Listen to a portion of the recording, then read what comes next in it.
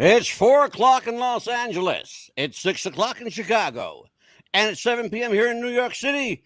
I'm Mad Dog DeCipio, and welcome to what's supposed America's best podcast. I'm joined each and every week by Amelia, the Pitbull Chapman. How are you, Amelia? Doing good. How are you? I'm wonderful. What'd you do for fun today? It just worked. That's it. That's what you do for fun? Nothing. Oh, I got to get you out more often. Jeez. That sucks. I know, right? We have an incredibly special guest tonight. She is back. A return appearance, ladies and gentlemen. The return of Mary Murphy. How the hell are you, Mary? Woo, woo! Yeah, I'm with you, lady. I'm back! The return of Mary Murphy, I'm doing America's favorite dance choreographer. Let me tell everybody a little bit about Mary Murphy. How did become an American dance legend? Well, if you're Mary Murphy, you answer a newspaper ad for a dance instructor trainee.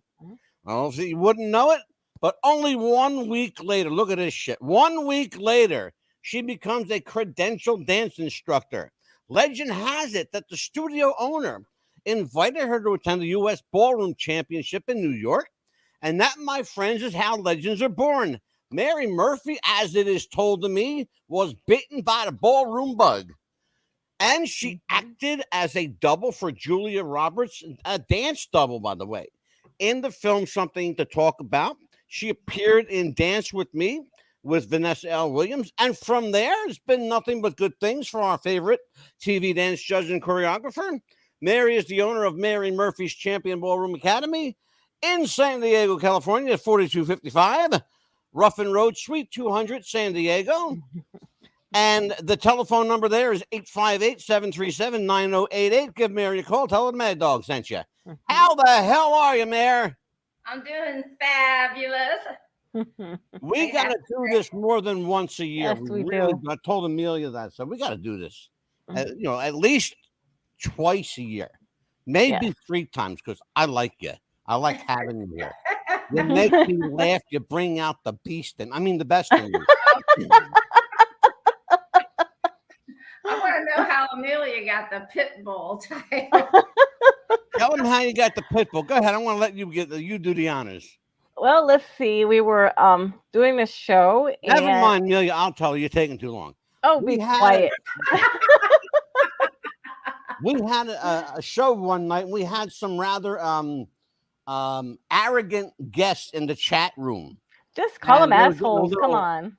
Yeah, they were getting a little mouthy in the chat room. And Amelia said, yeah. And so Amelia said, fuck this shit. I'm done with them. Watch this. And so she went off and went, oh, you the pit bull now. And that stuck. I see. Yeah. You just press the button and X them out. That's awesome. And you should have. I have a feeling. And they were being rude to Angelo too, so nobody's rude to Angelo. So, nope. No. I got me a protector. On somebody's show and be rude to him. That's ridiculous. Yeah. So, Mary, when last we left off, 14 months ago, how the hell are you, baby? I'm doing really good. I mean, I certainly wish So You Think You Can Dance would come back, but it looked like what they did to it last season crashed the whole thing. I don't think it's coming back.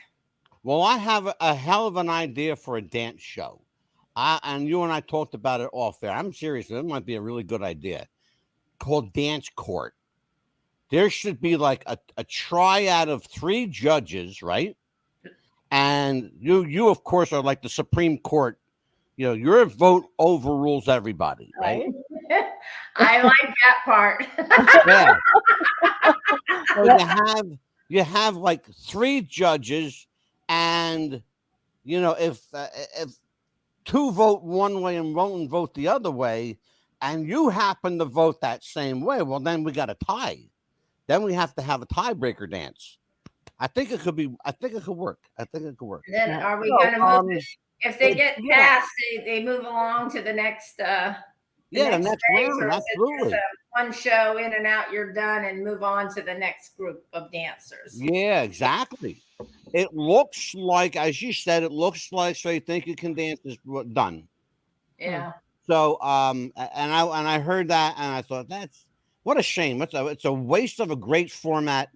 I'd love to see some of the old crew come back Right. and fight. Right. Fight that to bring it back. Well, you never know. It could come back on another network. Look what American Idol, Fox nixed that, and look how successful it is. They went back and ABC bought it. Of course, when ABC started to get interested in it, by the way, then all of a sudden Fox started bidding on it too. But ABC went out, and look at that show now. That and AGT is one of my favorite shows on television right now. I just love watching talent shows. It's remarkable when something starts to do well and something starts to make money, all of a sudden people have regret, don't they? Yeah. Yeah. And then all of a sudden they want their pet project back. Well, isn't it funny like that? Sometimes things don't work out the way we want, and sometimes they work out blessedly or splendidly. I would love to see, because I watched that show, So You Think You Can Dance, religiously, and largely because I can't dance, and I don't think I can be taught to dance. I've got worse than 2 left feet. I have no left feet, and that's my problem. I think anyone can be taught to dance, right? No matter what age, correct? I agree, Amelia. I think anybody could learn how to dance. Did you walk to where you're sitting right now? I did. Did you? Did you? Yeah. Ooh. Well, then I can teach you to dance. There you go. There you go. There's walk straight. I'm going to tell you something. I'm going to tell you something that happened. This is a true story, and I'm not making a word of this up. Okay. I took my wife and my mother out for dinner one night, and I told them that I wanted that I was contemplating going, to dance for dancing lessons. I even had a wonderful woman picked out, Mrs. Adiagio, a nice Italian lady, and her dance studio is right up the street. As a matter of fact, they both burst out into the loudest laugh you ever heard. The entire restaurant turned around and looked at us, and I was just crushed. Every time I drive past Mrs. Adiagio's dance school, I like a little tinge inside me goes, just cranks it up a little bit, because I really wanted to. First of all, I have no coordination. Were you taking a lesson, or did you just go in and dance? No, I wanted to. Well, you have to know how to dance to dance. I can't dance for shit, Mayor. So you were taking a lesson. I wanted to, and I never got past the front door. They crushed my spirit so badly. Right in the front door? How's that possible? I never walked into the studio. I was so dismayed by my wife and my mother telling me that it was a silly idea, and they laughed. I said, you know what? I see. So it wasn't the dance instructor that was laughing. It was your mother and your girlfriend. And my wife. My wife. And your wife. Yeah, my wife. Okay. Yeah, it would have been awkward if I had my wife and my girlfriend.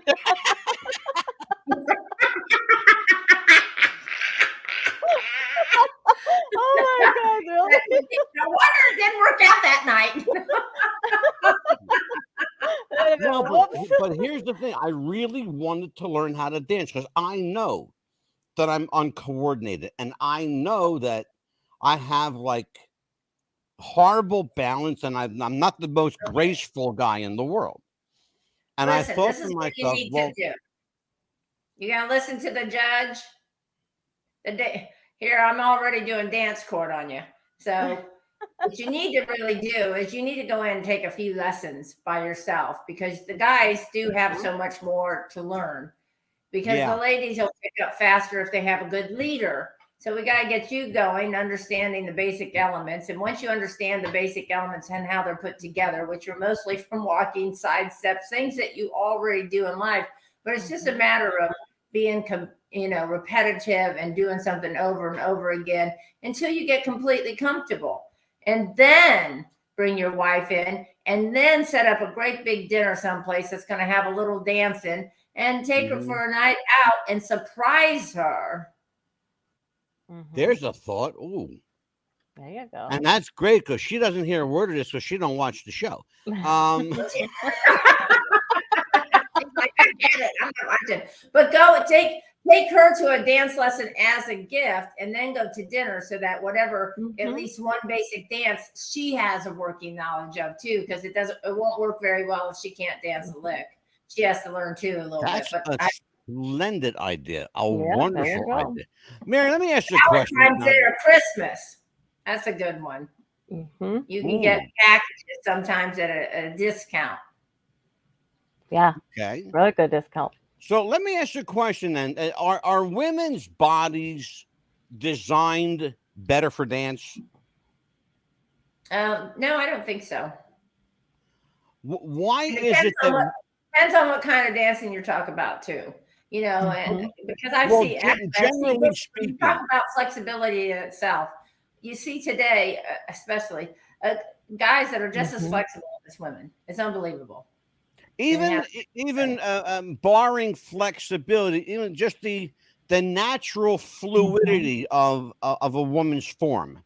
No, what happens in this country is, maybe so in Latin dancing, but what happens in this country at some age, all the babies start dancing in this country. You put music on there, and the parents, even the guys, think, oh, wow, this is great. Look, oh my God, they have the beat, and then as soon as they get about 5 or whatever, that's not cute to some parents anymore, especially, I have to say it, the fathers. And it gets wiped, that's not cool to do anymore, where the other countries almost around the world nourish that. In almost every culture, there is dancing, and they love it, and they thrive in it, and that's how you have a good time. You go out, you eat. I've always been curious. I've always been curious of that, whether men and women were built differently, whether it makes a difference if you start younger. There's something. I know Adam Shankman and Sonia didn't ever really was a dancer on our show. She said she started reading books in college and got a degree in dance by reading books, that she didn't have the professional quote dance career like some of the other judges did. Interesting. It is, isn't it? I was wiped out by that notion. I had to have a million lessons. And some of them start at the age of 80, 90 years old. Some of them. I have a lady right now that do you dance, Amelia? She's 85 now, and she's killing it. Yeah. Well, yeah, Jeff showed me some of the dances and stuff like that. And Michael, I've seen them dance a lot, and I could tell, when they're dancing, I could tell how stiff they are. They should have done this and stuff like that. I could just tell by the eye too, just by judging. And I told Michael, I said, oh, they should have done this. He goes, exactly. You have the good eye for that. Well, let me ask you a question then. Do you dance, Mill? I never asked you that before. Well, sometimes Jeff showed me how to do the swing and things like that, the waltz. So I'd really like Mary, to learn is it difficult to learn technique?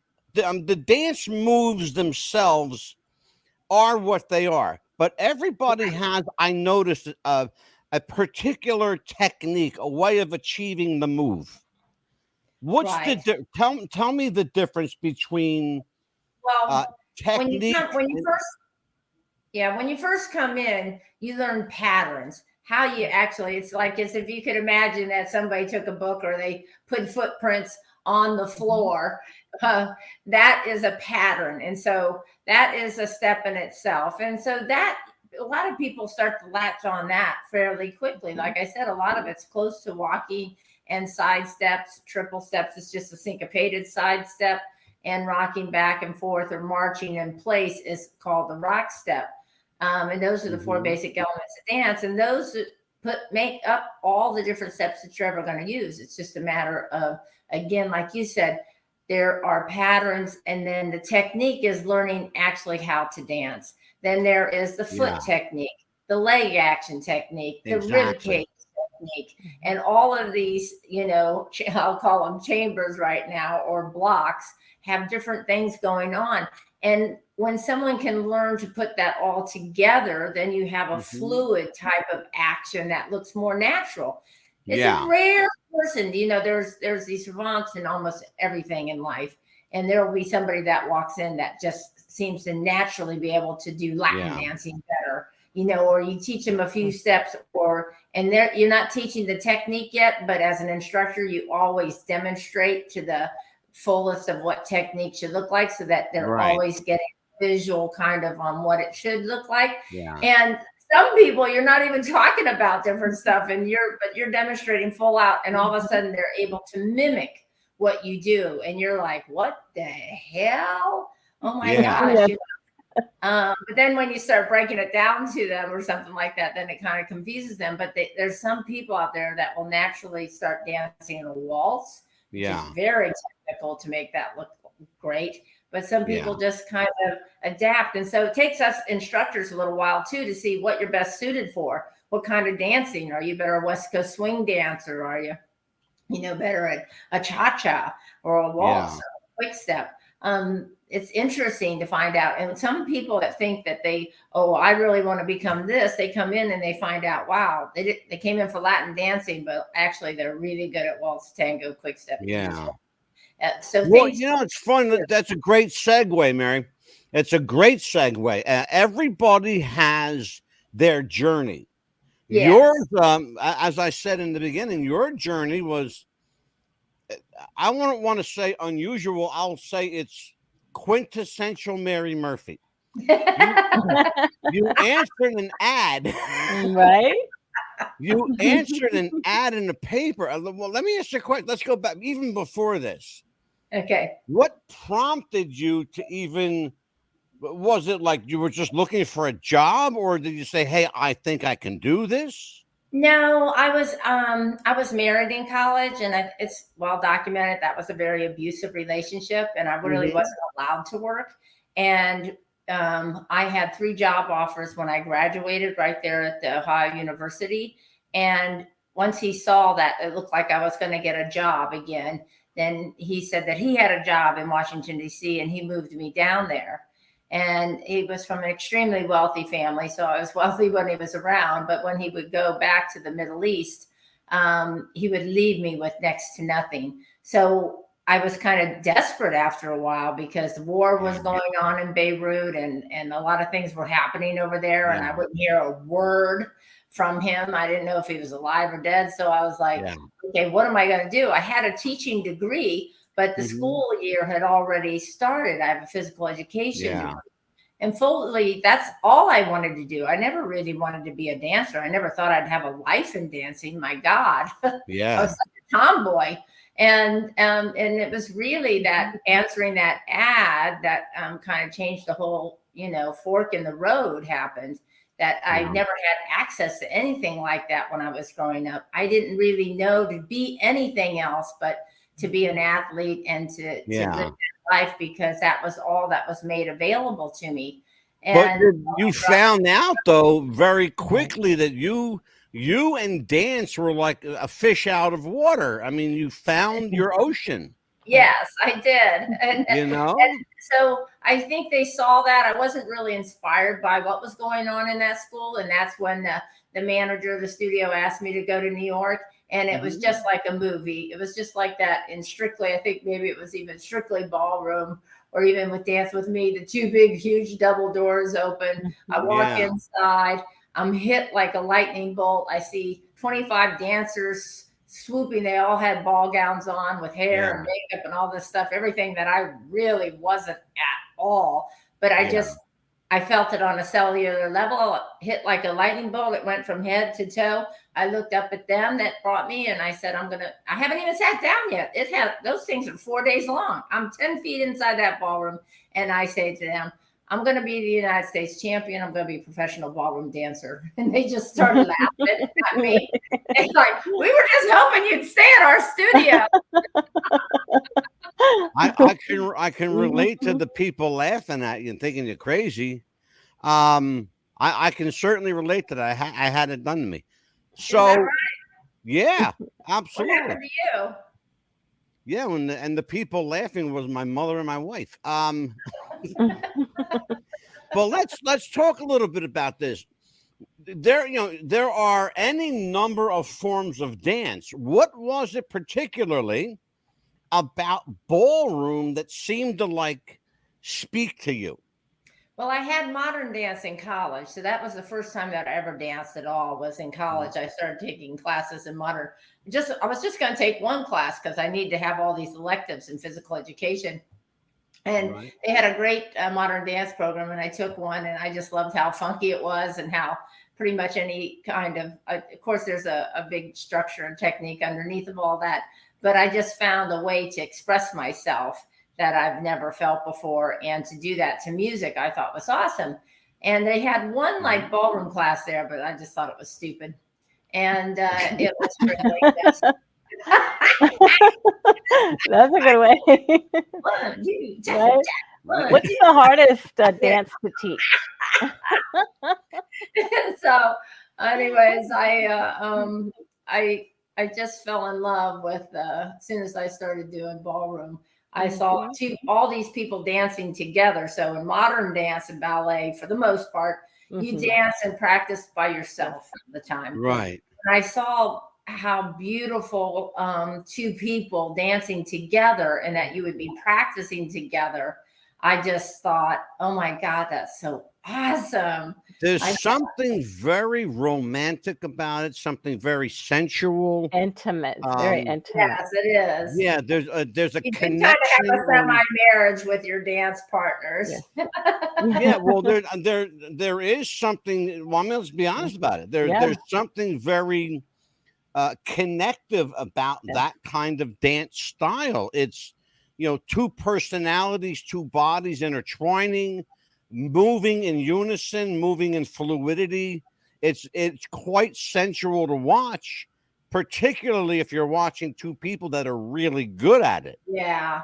And it is the technique, and when all that technique just tends, like I said, to blend the connection between the partnership, it's so amazing when you're really in tuned. There are dancers that have been together for 25 years, and it's so hard to beat them as a couple because they are so in tune to every little millisecond of oh my God, you opened up a Pandora's box, Mary Murphy.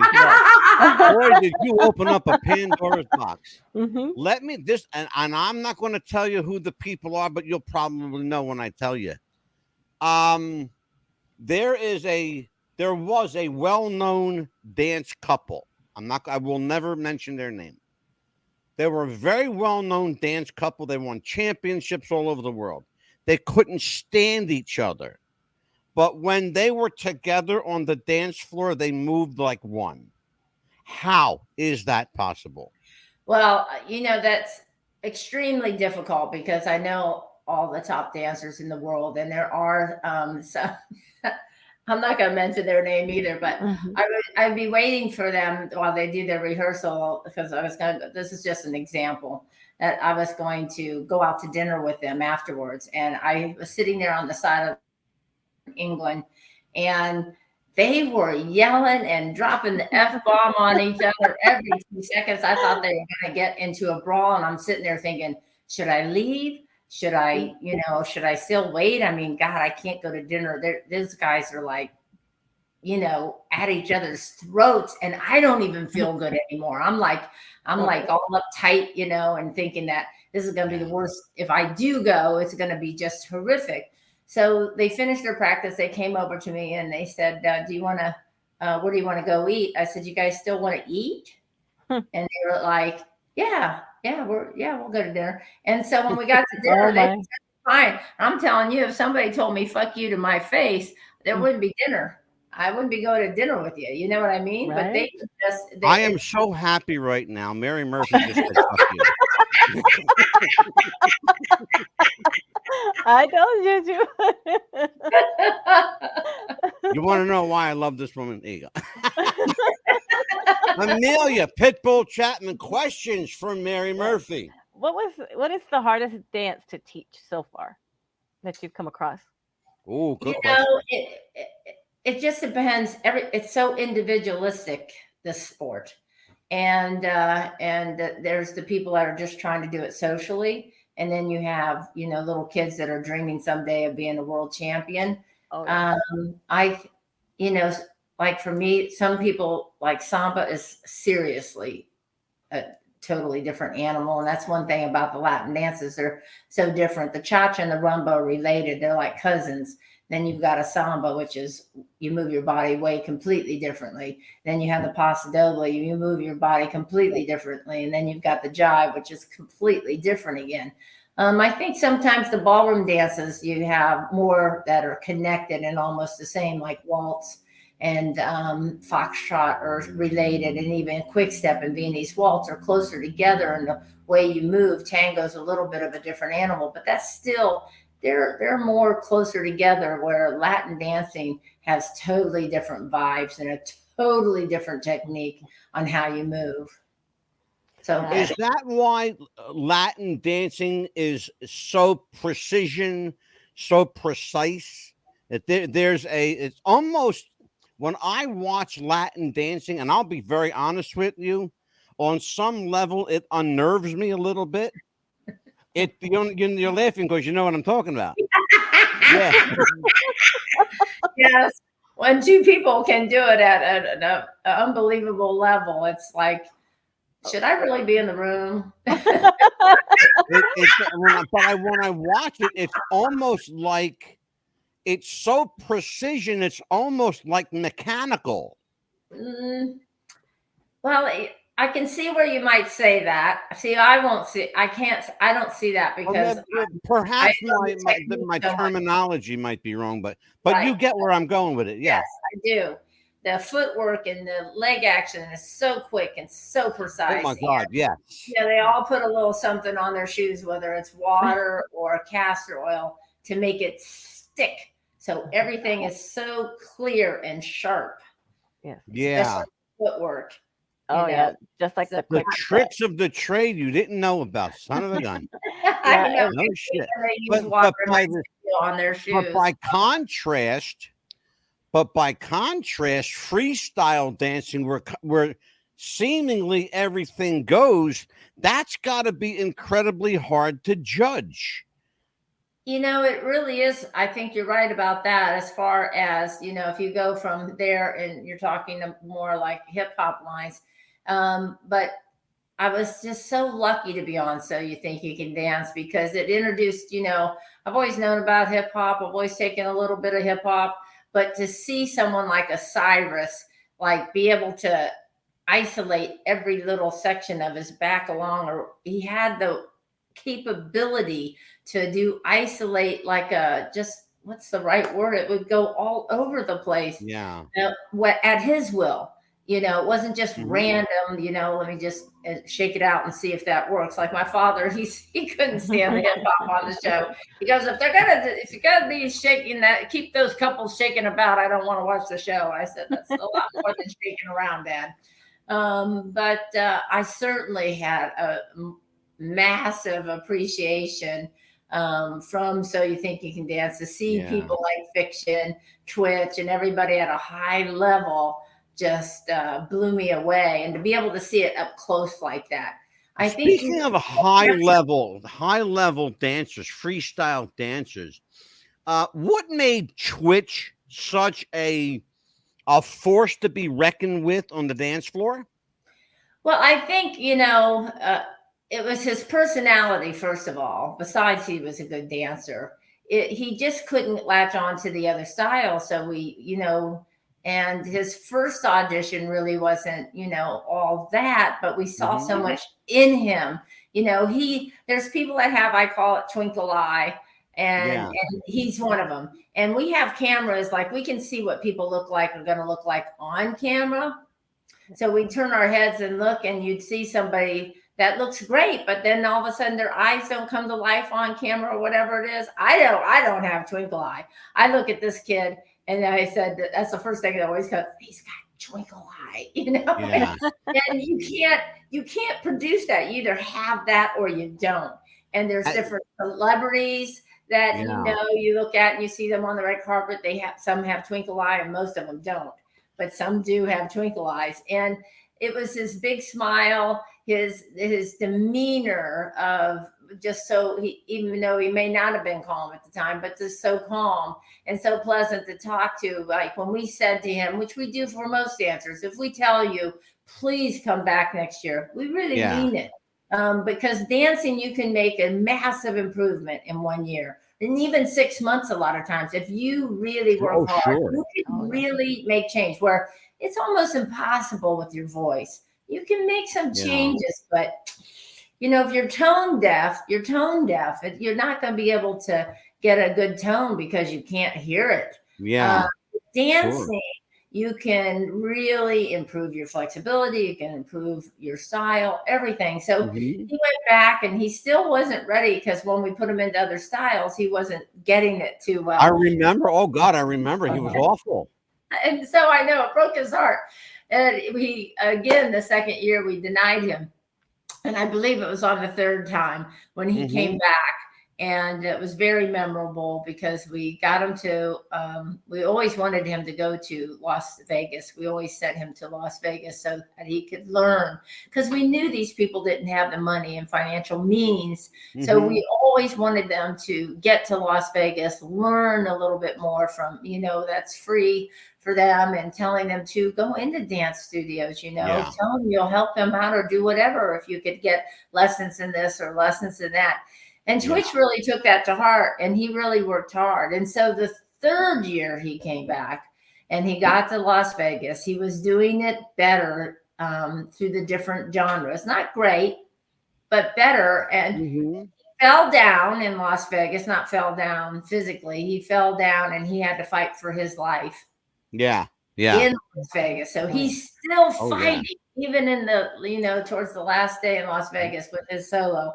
And he did this piece, which I'll never forget, because it was a symphony he played to, classical music. And through his body, he started out like with the violin, and then he proceeded to pop his body with the different instruments that were in that symphony. It was the most mind-blowing solo that I think I've ever seen. I remember it well. I remember it well. I felt like he was like, I knew he knew when looking at him at that time that he just threw it down our throats. And he's like, I dare you not to take it. Exactly. That's not. I have done everything you guys have said to do. There you go. Right. And we were let me ask you then, because you're right where I want you to be on this. Now that he's there, he has to now perform. What's the difference? Is there a marked difference between dancing for an audience and dancing for the camera? What's the difference, if there is any? Well, we always had an audience. So they were always dancing for an audience. On our show, you had to also keep in mind there were 7 cameras.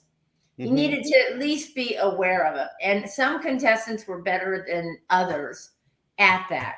Some weren't as comfortable with, because some of them are coming up on stage. You can't see that, but some are coming very close to their face. I know for myself, if I was dancing, that would probably, maybe agitate me a little bit, but they get to rehearse with the cameras on the day before the show. And then on the day of, they get to run through it with lighting and cameras, and with the director learning which cameras they want to go from. Because that's, by the way, that kind of choreography can make or break your routine too. There's the camera people and the director who is sitting in a room, and it's the wildest thing, because I've been back there. And there was a few directors early on in the first 2 years I choreographed too. And he was open to having any choreographer come to him, which I don't think, there was maybe like 2 of us that did. And after his job of whatever he was doing that day and whatever I was doing that day, he would allow me to sit there with him, and we'd go through every nanosecond of my routine. And I would say, I want this to come from the floor and go up. I want this to be the circular camera that goes around him. I want the lighting to be red at this moment. I want this person to look like they're coming out of a tunnel. And here in channel 5 and or camera 5, 6, 7, 8, this is where I want, you know, and he was like into it, like, oh gosh, that's my phone. So he understood the direction. He did, and he was very, you know, he wanted it, and I was so happy about that, because I think as it got along, they didn't really have as much say, but early on we had a lot of say, and I was really appreciative to that director, Don Weimer, that that he knew that this was our work, and that we have a vision of how we want it to look. And if it falls down, let it fall down on me, because this is my vision. I've had this interesting kind of homework I've done for the last few days. I watched seasons 2, 3, 4, and 5, and I watched people, especially people who didn't make it. And I want to talk to you about one thing I've noticed in all of them. It's wonderful to be confident. We all have to have confidence in ourselves. But there exists in some, and I don't know why, Mary, but I guess you're going to tell me. There exists in particularly dancers a level of, I don't want to say arrogance, but I'll say ego. A level of ego that exists in dancers, whether they're known or not, even more so sometimes with unknown dancers, because they think they have something that somebody else doesn't. Let's talk about that level, that component that can either make you a star or keep you on the breadline. That ego, that I'm better than you and you're not going to tell me what to do. Well, I think we saw that best in season 1. And there was a man, a very talented young man that I got to choreograph for him too. Is Blake McGrath. Nick Lazzarini won season 1. And but Blake McGrath was an amazing dancer. But he was so cocky. And of course, nobody knew that everything that you said behind the scenes and stuff like that would be shown back then. So he was quite an ass. And when he came out of the hip hop room, they got him on camera. He looked at the camera. And he said, "I could hip hop. I could teach choreograph better than, you know, Dan Carity could." And of course, here it comes to the Green Mile, where Dan Carity now is just going to lay into him for saying that. You know, that was ignorance. You know, I loved Blake McGrath. I choreographed for both of them. I had both the 2 numbers in the finale were my numbers, one with Nick Lazzarini's Paso Doble and Blake's Samba.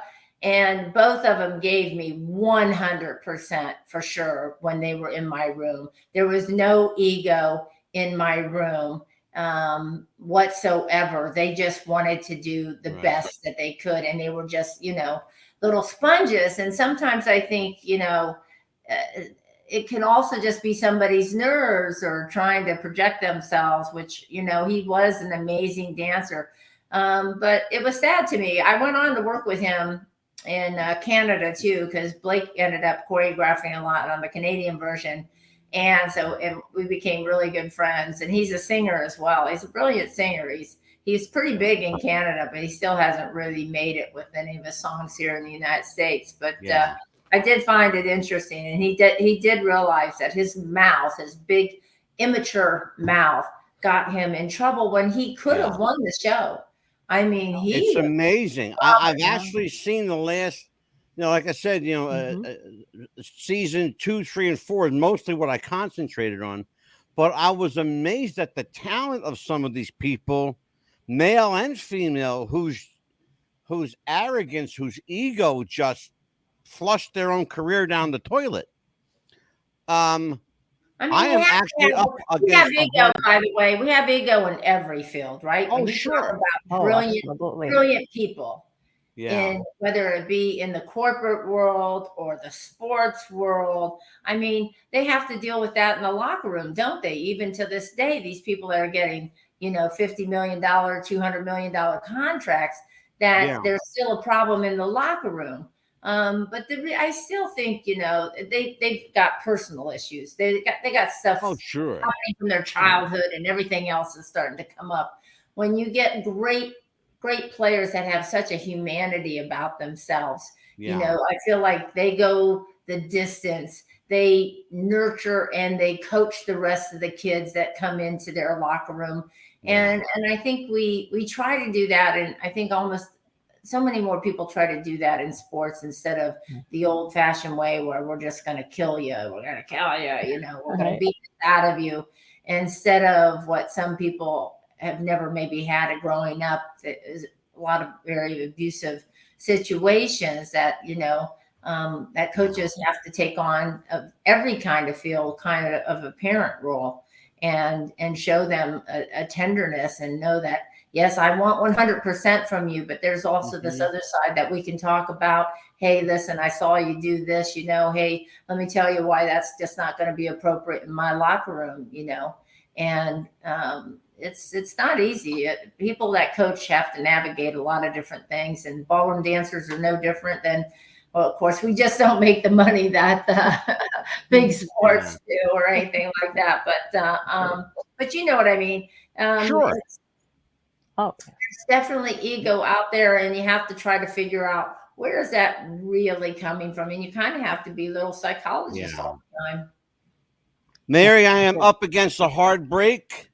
Do you have sweaty balls? If you do, take a listen to our friends at Manscaped.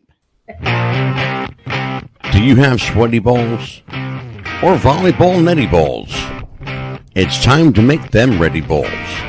The Manscaped.com Lawnmower 3.0 will do the job and clean your knob with its patented no-nick head, so your head will function as desired. Enter promo code Wrestling Future for a generous 20% discount. That's enter Wrestling Future for a 20% discount. Manscaped.com and Wrestling with the Future, going balls to the walls with Manscaped.com and the Lawnmower 3.0. Your balls will thank you, and so will we. Jess wanted to start a business when something surprising happened. Today I'm going to teach you how to crochet. She started crocheting, like a lot, and her friends noticed. Jess, you need to sell those. So she signed up for Shopify and started building her business. Yes, I love that. And after a lot of hard work, this happened. Oh my gosh, I just made my first sale! You see, every day, hundreds of businesses get their first sale on Shopify. We got ding! And the next could be you. So when you're ready to bring your idea to life And become your own boss. build it on Shopify. What's Buzz Podcast wants to welcome Radioactive FM 88.6 in Wellington, New Zealand, Radio Perth, Australia, and RTL Radio 102.5 in Milan, Italy. Welcome aboard, and welcome to the Buzz.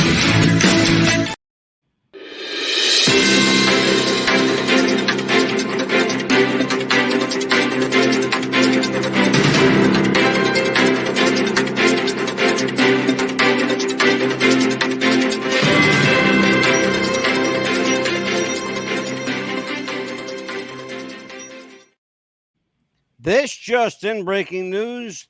Choreographer Mary Murphy declares her love for Mad Dog DeCipio, film at 11.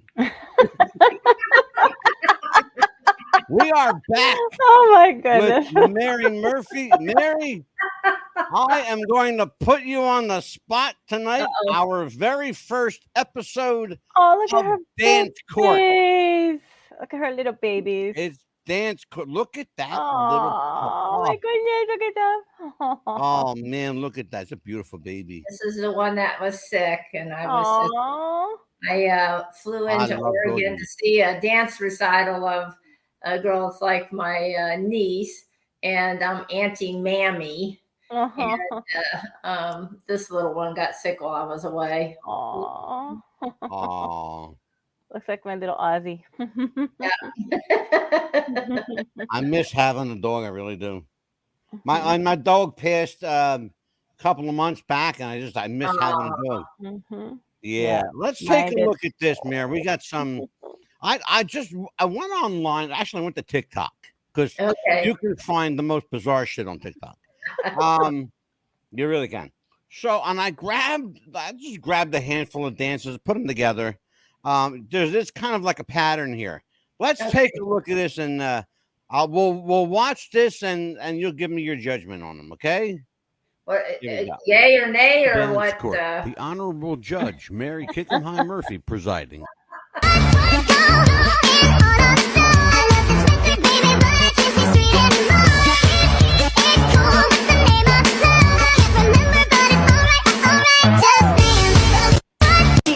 Bring me a single, girl.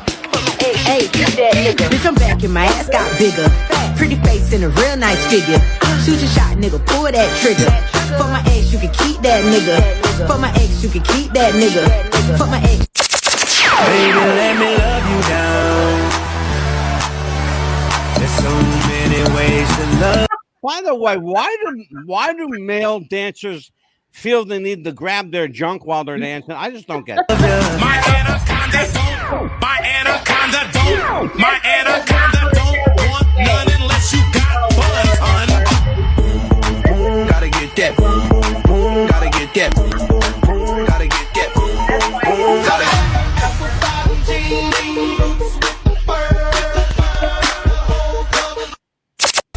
Throw it back, pick it up, walk it, turn around, make that ass shake, then drop that shake. Throw it back, pop it, pick it up, drop it, wop, wop, wop, wop, take a wop. And do it, and do it, let's do it, and do it, and do it, and do it, do it, do it, let's do it, let's do it, let's do it, cause I got a feeling that tonight's gonna be a good night, that tonight. Hold up.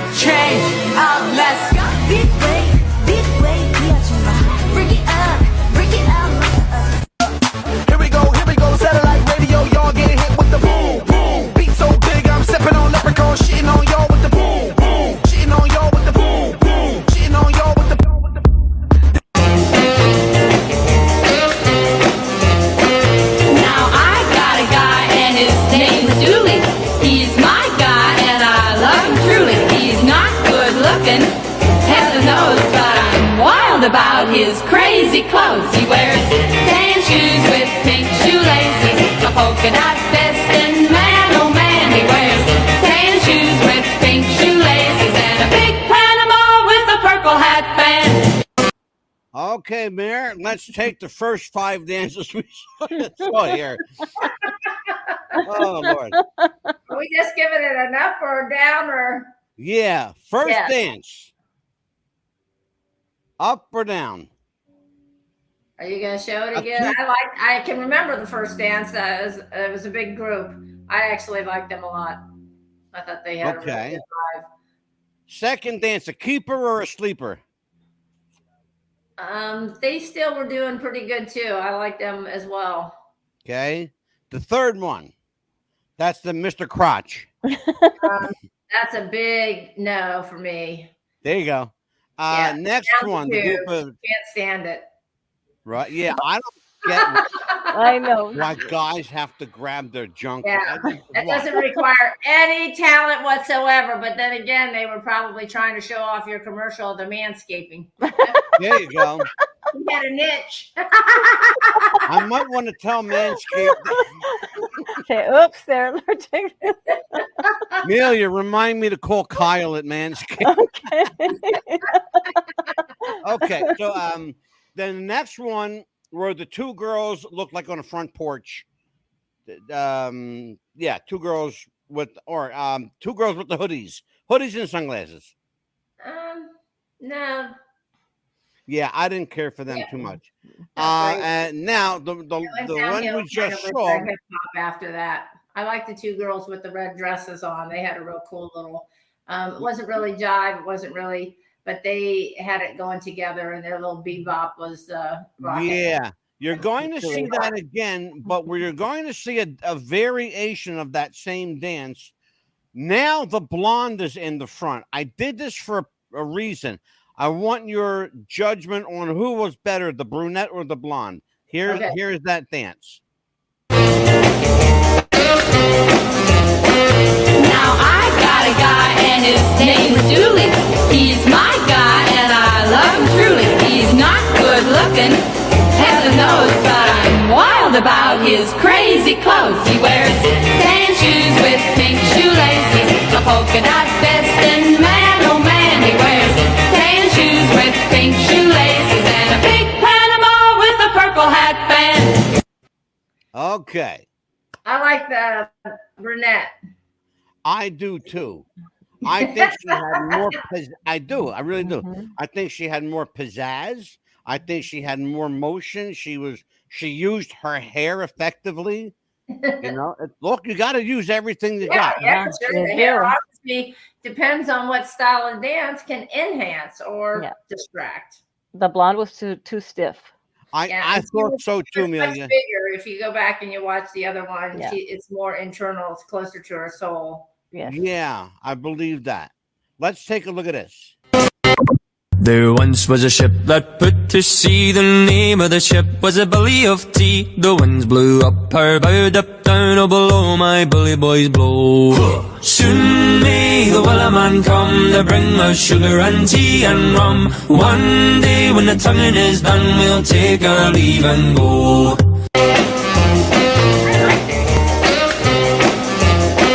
Now I got a guy and his name's Dooley. He's my guy and I love him truly. He's not good looking, heaven knows, but I'm wild about his crazy clothes. He wears tan shoes with pink shoelaces, a polka dot vest, and man, oh man, he wears tan shoes with pink shoelaces and a big Panama with a purple hat. Okay, now that is a dance school, Mayor. Yeah, that's the teacher there. On the ground. Effective job at teaching her students. I think they're all having a lot of fun. I don't think it's really clean. When you have that many people, it has to be really articulate. And I don't think it ended up being that way. I think it was close, like they're on their way, but they still need to do a lot of work to make that very unison. It wasn't. Yeah. I did put in, I threw in a professional team. You're going to see them next. Okay.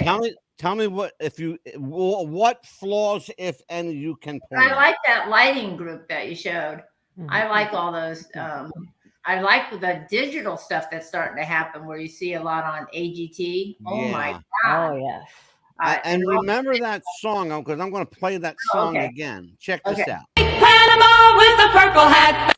He's my guy and I love him truly. He's not good looking. There once was a ship that put to sea. The name of the ship was a Billy of Tea. The winds blew up her bow, up down, oh below my bully boys blow. Soon may the Wellerman come to bring us sugar and tea and rum. One day when the tonguing is done, we'll take our leave and go. Heaven knows, but I'm wild about his crazy clothes. He wears tan shoes with pink shoelaces, a polka dot vest, and man, oh man, he wears tan shoes with pink shoelaces and a big Panama with a purple hat band. I'll tell you what, I was watching the guy in the back with the hair. Yeah. He was using his hair brilliantly. Beautiful. Created movement that he didn't have. It was wonderful. So what did you think? I like that loose flow that they have. The one with the two guys in the back and the girl in the front.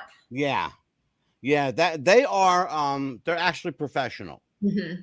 and I think it shows. Is it Yeah. here? And I put them in there for a reason. When someone does their job well, should you be able to know whether they're pro or not, or does it not matter? No, it doesn't really matter because there's people out there that are never going to be pros or don't aspire to that are dancers and could have been pros if they wanted to be, but aren't. And you see them TikToking all the time.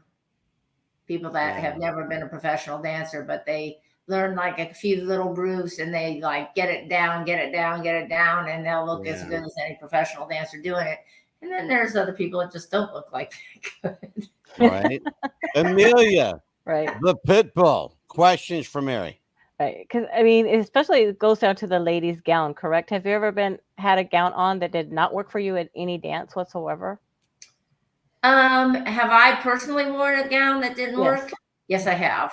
I did some things that were probably would be nothing as far as look and stuff and what the girls are wearing today. But I did wear something that, let's see, I would have to say probably in the late 80s that I danced in or 90s in a competition. And it was kind of an S&M kind of look. It was, but I was taking that, like it had straps, black straps across my legs that made like big boxes. And then that was the same on my arm with just kind of a black bra looking things and then just pants. And it was all kind of connected.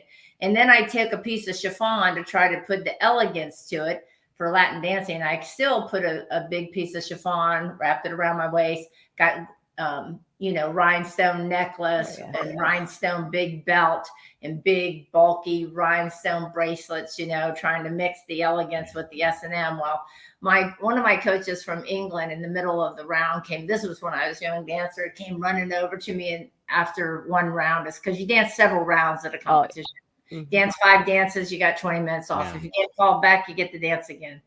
And he came back, get that thing off your body. And he goes, change your costume now. And I was like, I don't have another costume. Oh, man. I actually kind of knew I was probably going to get some flack for that now. And everything was very well covered. So it's not like, a lot of them are wearing G-strings today. My God. Yeah. But at that point in time, that was ahead of its time. Today, you're lucky if they qualify as shoestrings these days. Mary, I want to talk to you about. I want to talk to you about a disturbing trend in juvenile ballroom. The sexualization of young boys and girls in juvenile ballroom. It's becoming quite a problem. And it's making its way into the public. What was once, their little secret is no longer a secret. Do you support the notion of juvenile ballroom, and can it be done tastefully and elegantly without making it look sexual? These young girls they're wearing garters and they're wearing like next to nothing. Absolutely. I of course support junior ballroom, and it's down into the 3 and 4 year olds, the teddy bear division. Yes, we have certain rules with there are competitions across the country that are not part of our National Dance Association, the NDCA.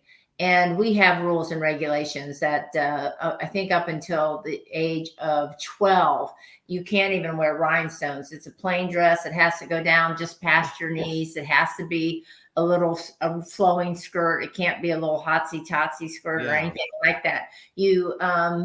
I don't even think you're allowed to have your back shown.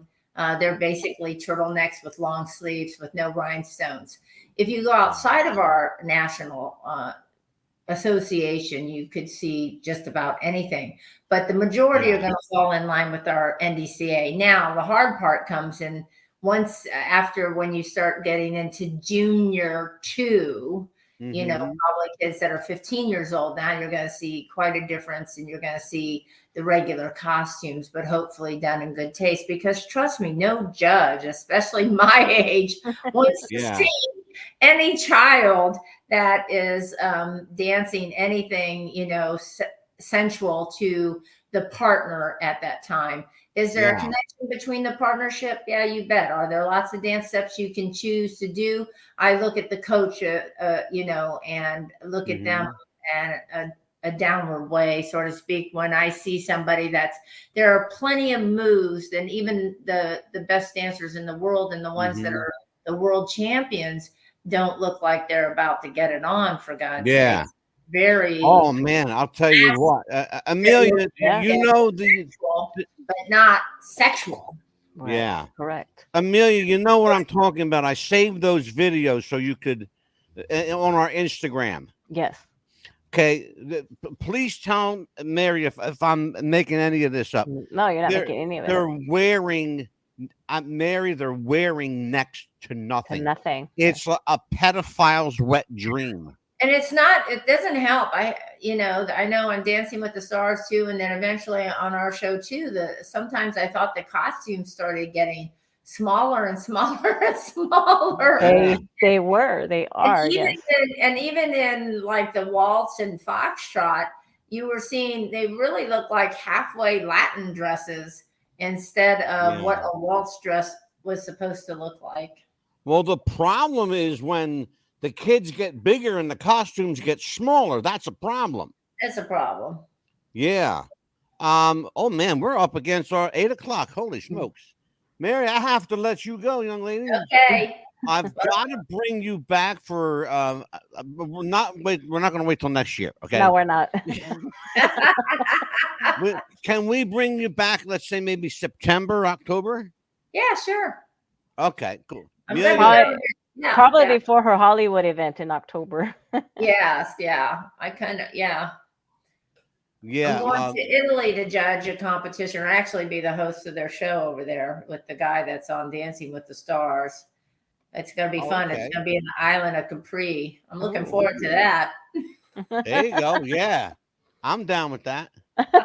He's already invited himself over. You guys need to come over and report on it. Right, there you go. Yes, we need to go over there and report. Absolutely. And there you can learn how to dance right there. That's right. I'll tell you what, it's always a pleasure when Mary Kickham Murphy comes to visit us here at What's the Buzz Podcast. Everybody knows I'm crazy about Mary Murphy. I love your smile. I love the way you move. You're just the bomb. And when this show's got an open seat for you anytime. Thank you so much. Yes. So, Amelia, what do we got coming up tomorrow night? We actually have author Dan Emer coming on the show. Yes. With his book. The Satan Gene. Yes. This is one critic said the Satan Gene is like the Da Vinci Code on steroids. Yeah. Mary, do you like to read? You know, I used to read a lot, but I was more attracted to not romance novels, but John Grisham novels. All right. I love the crime ones. I'm addicted to Forensic Files and all those kind of shows. Oh, I knew there was some reason she loved me.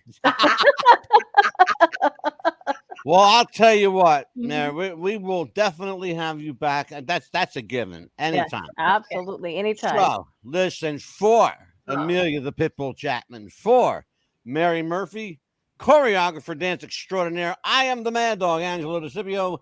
Join us tomorrow night as we welcome back for his second time, Dan Emer on What's the Buzz, America's Best Podcast. Take care, folks. God bless. We'll see you tomorrow night.